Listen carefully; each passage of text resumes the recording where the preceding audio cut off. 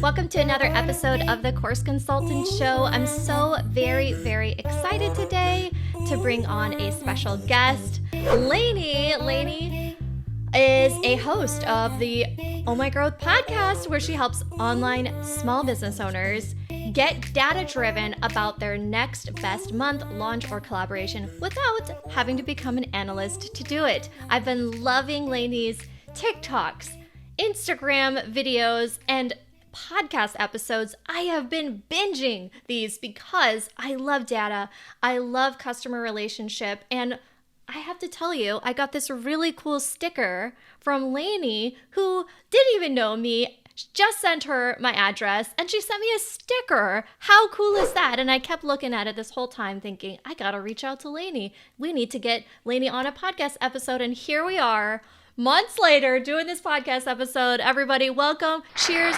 Round of applause. Everybody give a hoo hoo hoo to Lanie. Welcome, Lanie. The sticker worked. The whole point of sending those things out, the thank you cards and the stickers, anytime you buy something from me, if you put your physical address in, I just kind of want to bring the being human back to our online interactions, or just to our interactions period, because let's be honest, the last couple of years, everything has happened online.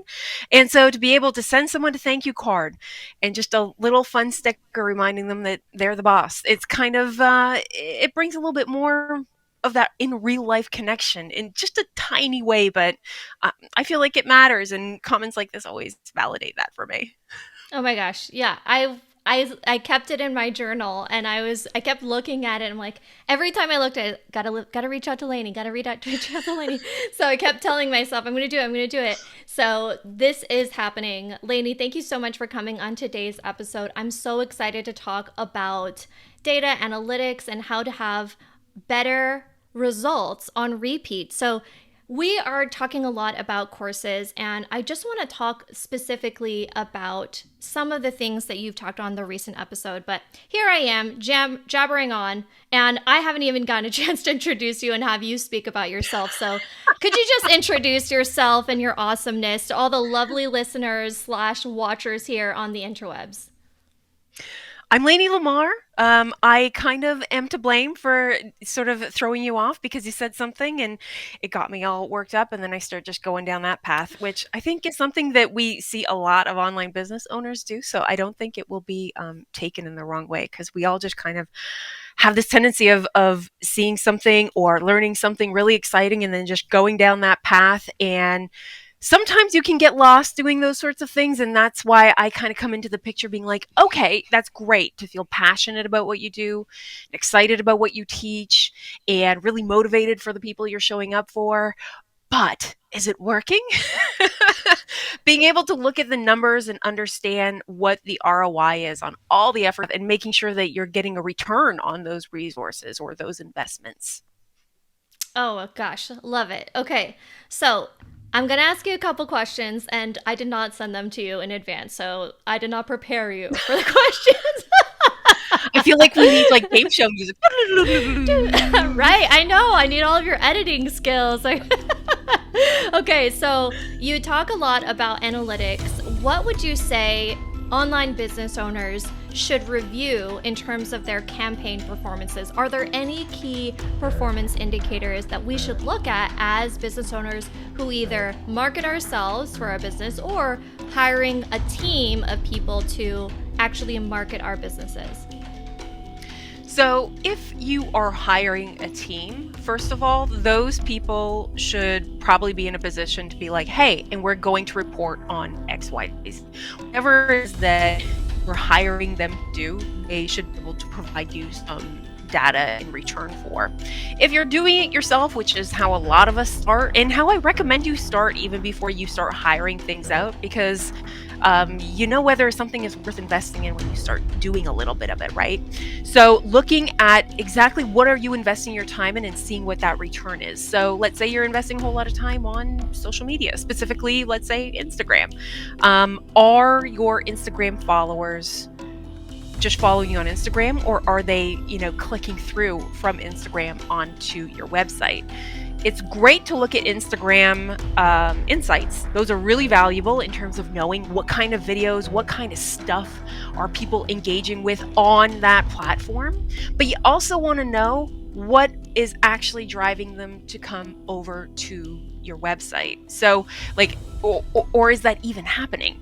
What are they checking out when they get there? What are they so interested in? What is so great about what you're talking about that they are actually willing to leave all the scrolly, interesting things and people and leave that section and go over to your website to see what you have to offer? So, really honing in on what the trends are around where you're spending your time. So, to say, what is your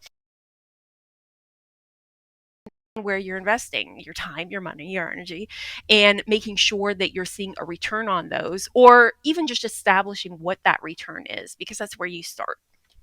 Right, exactly. So I know that you've been on TikTok recently, and I have also been on TikTok. You have so many great episodes about website analytics, and you also recently had an episode of talking about the ongoing relationship with customers and why funnels are not really a thing. I know that on TikTok, going back to my original thought here, is TikTok doesn't allow you to have the link in it, as far as I'm aware, unless you're on a business account, which you can create that link there. And for a long time, I kept asking myself, is it worth it to post all this content and wait until I have all of the followers before getting that link? Will it actually generate website traffic without it? And I decided after several weeks of posting, no, it's not worth it not to have that website link in there. And I think that that is really important to make a personal decision on, how do we bring in new traffic, new audience members, and growth? And when you think about it, it's, as you said, it's a whole journey and ecosystem of bringing people to get to know you, to like you, to trust you, and all that good jazz. But it also has to do with what's going to work, what's driving results in your business. And so I want to ask you for a moment and talk about that question and sort of, are funnels a thing? Like, what kind of reinforced that concept for you in your business that you felt the need to talk about why funnels really aren't a thing? There's a lot that I can say about Big deep this. breath.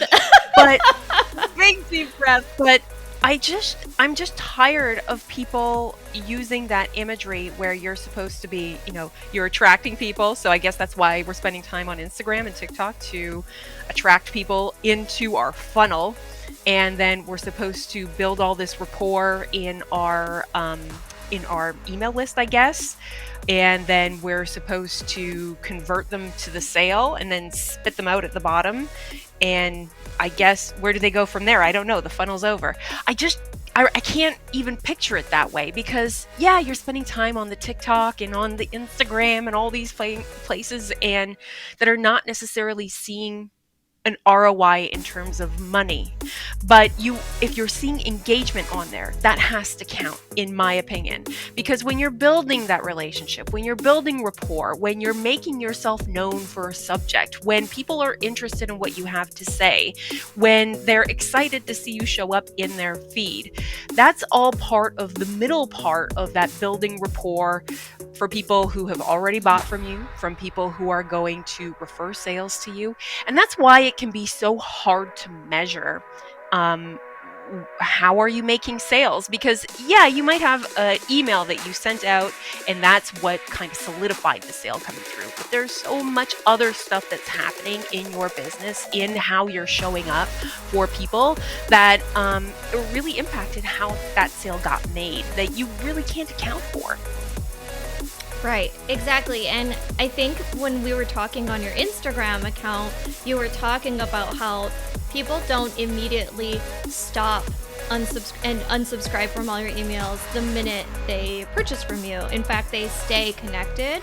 They are still probably following you on the social media channels, all the channels that are there that they are following you on, and they're really just deepening their relationship with you. And I think that one of the most impactful ways that I look at it, that many other people in the customer success and customer experience area look at it in terms of the bow tie funnel, right? So people are coming in one way, we're connecting with them, we're nurturing them, and then eventually the hope is that we will be able to sell and serve them simultaneously. And then after that, we have sort of this other effect on the other side of that, where people are then reusing our products. If we sell a course, they are really implementing if you have taught them and you're a coach or a consultant, and then they want to advocate for you. So the advocacy, the brand advocacy, the word of mouth referrals. So if you have an affiliate program, or maybe there's some sort of partnership where you have a collaboration with somebody, those relationships stay there. Now there might be some time where you get very tired and you think to yourself, I no longer need this product, this membership. I was just chatting with some other folks on my Instagram about how someone was saying, oh, I don't want to have a membership cancellation process where I need to hop on a call with somebody to cancel. And I will just leave it at that and say everyone has their own way of maintaining that relationship with their customers, and it's not always linear, as you said. I love the imagery of the bow tie. It's just so pretty. Yeah, when I found out about it, I was like, I got to talk about this. Nobody is saying bow tie funnels, so let's talk about it. So, you spoke about your recent book, which is the Results on Repeat, and the relationship that you have with a customer or people within your audience and community. Can you talk about what people can learn about inside that book? Okay, so my book is we start and we go through what you're publishing and how to publish things in a way that actually will be aligned to getting you results and being able to track what you're putting out there. I think that's the biggest missing piece. And it's because it's not very sexy and it's not, the stuff that you can put in a news feed that's very click worthy. Nobody's excited about tracking their online campaigns. But listen, with all, you may be an exception, but when you say spreadsheets and data to people, usually they're kind of, I'll say online business owners especially get a little bit squeamish just because they want to stick in that creative zone that feeds them, that they're passionate about. And I get that. I totally get that. But with all of these changes happening with privacy laws and everyone's all up in arms about the iOS updates are ruining my tracking. Well, first of all, it wasn't your tracking. You were using all these other tools to do the tracking for you. And now you're going to have to get a little bit more intentional about how you're tracking your campaigns, your marketing efforts. So I teach you how to do that in the book. And then we spend a couple modules going through how to optimize it, how to troubleshoot the problems that you're seeing in your campaigns, whether that's people are not clicking through or people are not, they're unsubscribing, or all kinds of different things that might happen that you want to troubleshoot. But you have to start by, one, publishing, and two, tracking your efforts. So I go through a lot of different ways to do that for different types of marketing campaigns too, like evergreen funnels and like sales pages, and we've got flow charts, we've got process maps, because your girl over here loves those. So I'm dancing over here because I'm like, flow charts, visual guides, you're speaking my love language. And that's one thing I don't understand about creative online business owners getting squeamish about, oh, I don't want to put a process in place. Oh, that's fine. Let's draw it. Just draw your process map. Draw the steps that someone has to go through and have that visual representation as your sort of your SOPs, if you will, because people get very, oh, I'm not a systems person. Oh, I'm not a numbers person. Yes, you are. Just get creative about it. Draw it out and you'll see that, oh, oh, now I can see how everything's connected. If you're not sure how to set up your email sequence, just get some post-its and jot down what message you want to put on each one of those emails and just pop them down and start shifting them around. And you can just see and play with how your setup is, how your workflows are, how your processes are, and what your numbers mean. Yes, yes, all of this. Yes. I just keep nodding. So I think that as you were saying, the creative person, and it's funny because I find I'm creative but also very methodical, if I could use a word to describe myself. So I love doing creative stuff. I was a theater major. I love singing on stage, and at the same time, I love a good flow chart. And so My kind I of when person. right. So if you're listening to this and you're a flowchart person, we should be friends. Okay, so go listen to A Lanie's flowchart podcast. person. A flowchart person who loves a good show tune. Yes, yes, exactly. Yeah, must fit this criteria. Swipe left or whatever. I don't know any of that stuff. Okay, so what you were saying is creative people should first think about the process in which they have, and it doesn't have to be boring. You do not have to sit there with your eyes watering over, crying over some spreadsheet because you feel like that creative spark is gone, right? So you Mhm. can go and create a visual guide like a whiteboard, or hire Lanie to help you in some respect, or buy the results on repeat ebook. And what I love about what you said is that we want to create a process in which, if you are the creative entrepreneur, we can take that and then build off of that. We have a solid foundation. And so, what I love doing for my clients and customers is actually building off of what's already working. What is working in your Yes. process? So in the customer success world, what that looks like is, if you have some checklists in your Google Drive that are just swimming around and they look like they're functional, right? They work. What can we do to improve this process for your team as you scale? How can we make this better for your team so that they can implement and support you? And if you're a solo based business owner, since I know some of the folks who are listening are solo entrepreneurs, now is the time to build the process. Now is the time to set yourself up, because you will get sick, and fingers crossed you will be fine and everything is good. Knock on wood. Anyone who's listening, knock on wood for me, okay?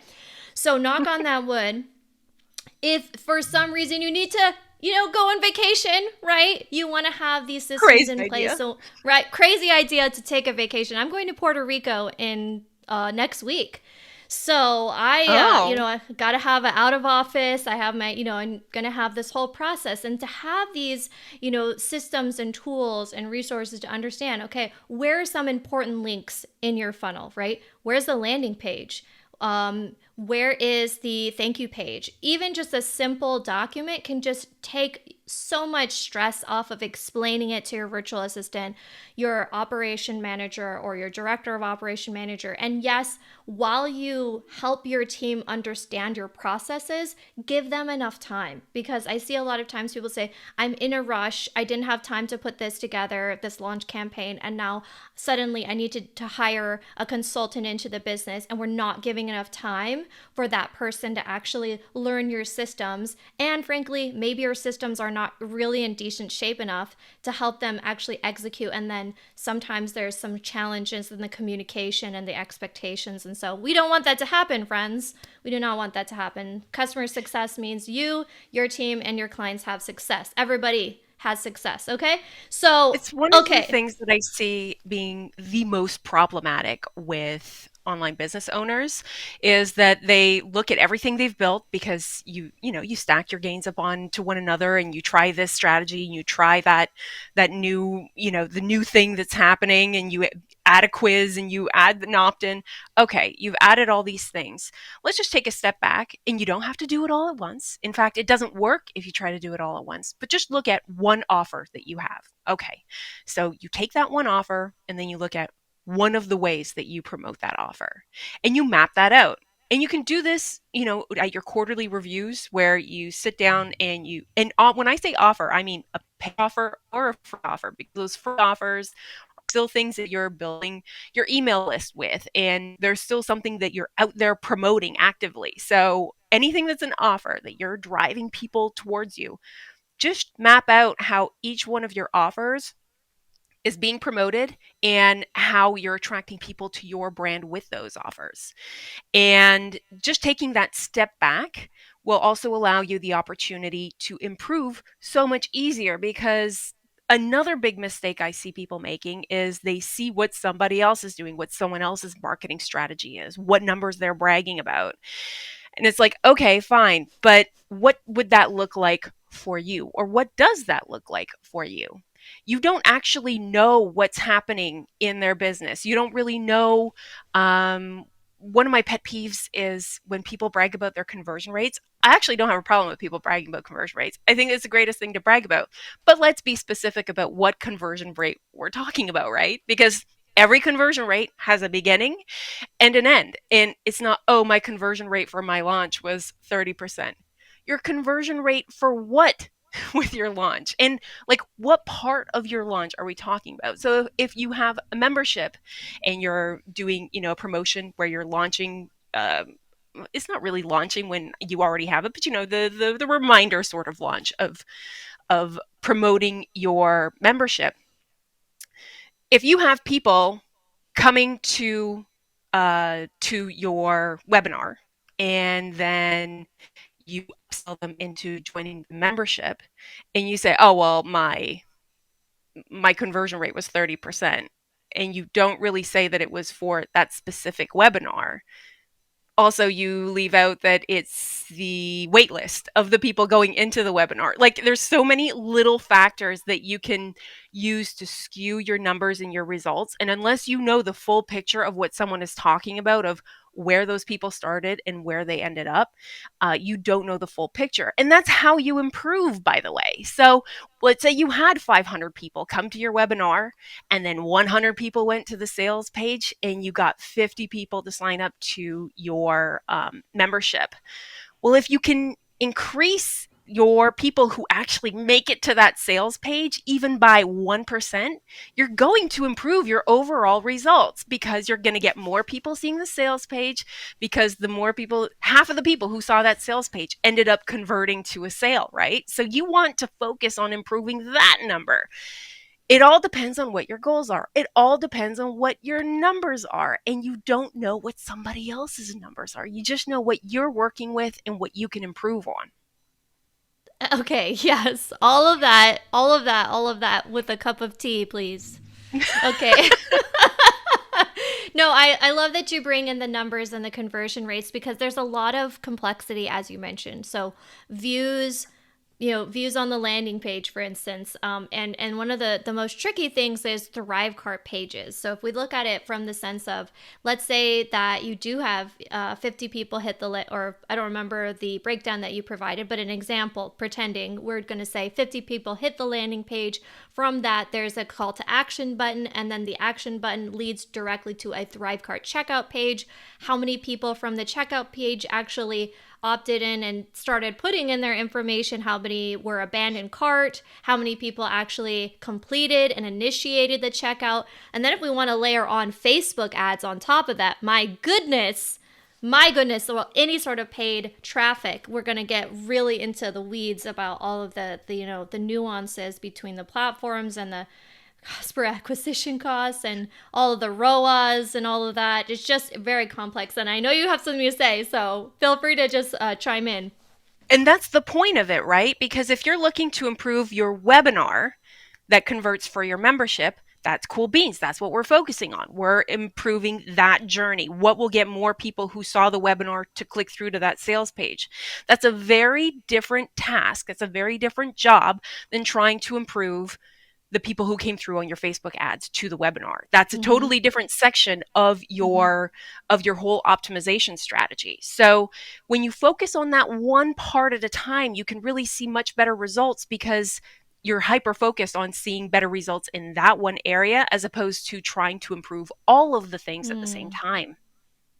Yes, that's so And true. Important, very important. Continue. And then you look at like a huge spreadsheet, or you go into like a Google Analytics if you're using that or something like that. And you're like, what am I even looking at?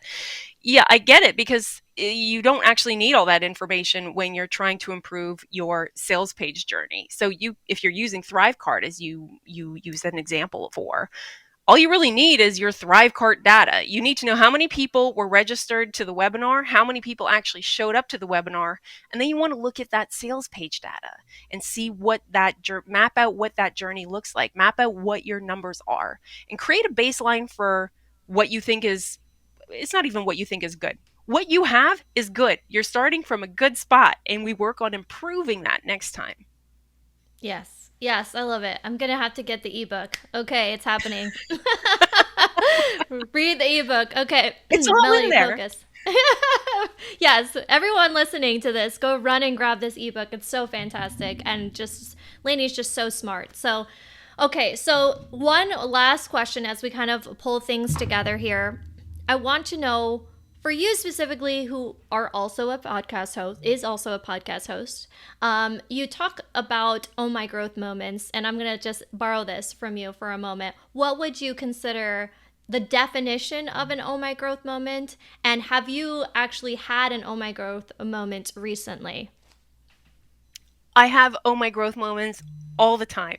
And when I stop having them, I think that's when I can just call it quits and wrap it all up, because your work will be done here if you're not having the oh my growth moments anymore. Oh my growth moments are moments when you look at something you're doing and you have that excitement over, oh my gosh, and then I can do this to improve it. Or even you might not be super excited. Like my most recent big oh my growth moment is, I, for many years, talked about Google Analytics. I was a Google Analytics partner. I had dashboards that were housed in Google. Well, it was housed in Google Data Studio that pulled in your Google Analytics data. I helped people better understand their Google Analytics. I'm also a member of the International Association of Privacy Professionals, and I got an email as a member of their organization saying that there was a court case in the EU and that Google Analytics was no longer GDPR compliant. It was no longer deemed as being GDPR compliant because of where they store their data. And it was therefore illegal for us to use to track European Union residents. And so I had this moment of, oh my God, like this is my life's work. Oh my God, what am I going to do? Because it doesn't change the value of data, of knowing your numbers, but it does simplify it a whole lot when you use other software platforms that are more privacy compliant, like Fathom or Plausible. Um, and it also is very easy to read these, as opposed to if you've ever logged into Google Analytics, you're like, oh my God, what am I looking at? Versus logging into a Plausible Analytics and you know exactly what you're looking at and you feel empowered by the sorts of information you're seeing and being able to click around efficiently and not just feeling really overwhelmed. That was a huge oh my growth moment for me, because it's just like, we don't need all of this information to make some really great data driven decisions. You don't have to be drowning in numbers. You just have to get creative enough to think of, oh, and then what happens next? And what are all the steps? And what are the numbers for all the steps? And it's almost a game if you let it be. But it doesn't have to be super overwhelming, and it doesn't have to be something you have to quote unquote learn. Yeah, I do feel sometimes overwhelmed with all of the data and touch points sometimes, and I think to myself, I just need something that will help tell me a very comprehensive but less overwhelming detail about what's happening. So great point. So Which is all well the we're better, like when you're talking about improving, let's say, your webinar, to go into your, just sticking with the same example, your webinar that goes to your sales page, that goes to signing up to your membership. You have most of that information in ThriveCart. You actually don't need to log into a whole lot of other places. Really try to simplify it as much as possible anytime you're looking at your numbers. Like, really, what do I actually need to know here? Yeah, I think you're right. Simplification is definitely the goal. It can be hard to get there, but very important. So, what would you say last thing people should know if they're a course creator, they have a group coaching program or a membership, maybe a one-off course, and they're trying to get better with their data analytics and how they can use that information to inform their next launch? So ask yourself, don't step away from the computer, step away from the numbers, the spreadsheets, all the stuff. And just maybe go to the park, grab a notepad and ask yourself, what would I want to see happen in my next launch? What would I like to know about the people to whom I'm promoting? And when you start using that sort of analog brain and thinking like a human being, I know it's weird, but when you start thinking like a person, not like a marketer, you will get so much further in terms of your results because you'll be targeting people in a way that human beings will respond to, that we like. And you'll actually be honing in on numbers that you are interested in knowing without having to be told what you need to know. You can ask yourself those questions without the spreadsheets, without the data analytics. Wonderful. Perfect. So, where can people find you if they want to learn more about you? The best place is to come to the podcast. I have the Oh My Growth podcast. They're short, snappy episodes, sound effects, fun, fun, fun. And the book, you can get Results on Repeat by going to resultsonrepeat.com. That's the ebook that I think it's $5 on Amazon. So everything you would ever want to know about tracking and publishing and improving, it's in there. And if you want anything else that we've talked about or want to know more about me, go to live.ohmygrowth.com/melody, and all the links for all the things will be there. Yes, and I'll make sure to add all of these links into the show notes as you've mentioned them from this interview. Thank you so much, Lanie. You've been a blast to chat with. I can't wait to release this episode, and I am excited because I'm going to be chatting with you in just a few minutes on your podcast all about some really cool numbers and data as well. We're swapcasting. Swapcasting!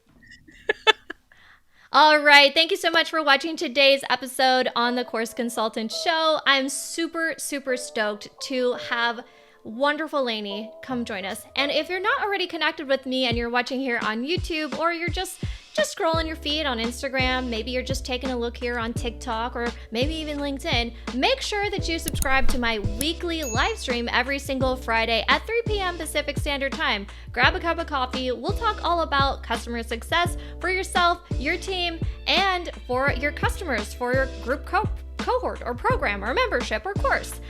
Let's talk all about it. I would love to have you over there. Go ahead and click the link to subscribe, and make sure that you join me for my free customer success community. Link in the show notes and the description of this post. Talk with you later. Bye.